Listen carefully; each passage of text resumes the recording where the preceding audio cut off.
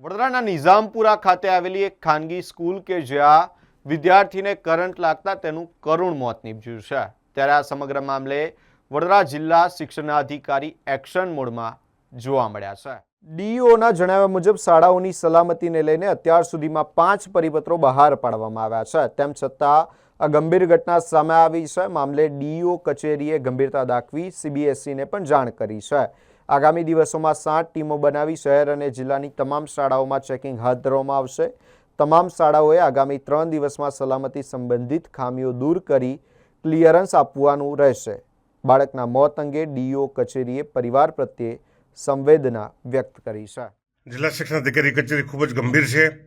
આ બાબતમાં પ્રશાસન કે શાળા દ્વારા કોઈપણ પ્રકારની બેદરકારી હશે તો એની સામે પગલાં લેવામાં આવશે।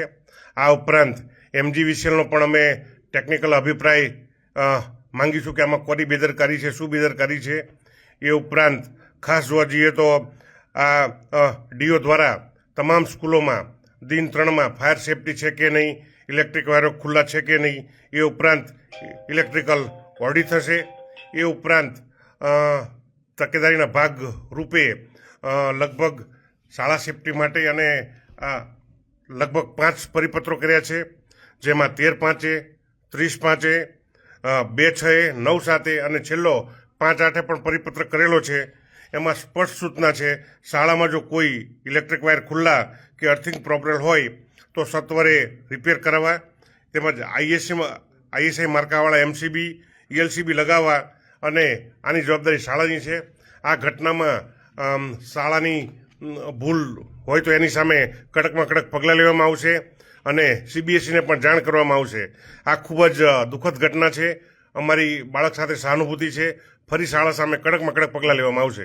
હવે પછી ભવિષ્યમાં આવી ઘટના ન બને એ માટે ફરી તમામ શાળાઓનું ઇલેક્ટ્રિકલ ઓડિટ થાય અને દિન 3માં તમામ શાળાઓ અમે ચેક કરાવી લઈશું।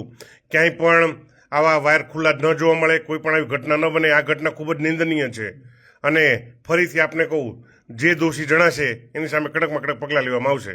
ઉપલા કક્ષે એટલે CBSE સ્કૂલ છે, CBSE બોર્ડને પણ આની ગંભીરતાની જાણ કરવામાં આવશે।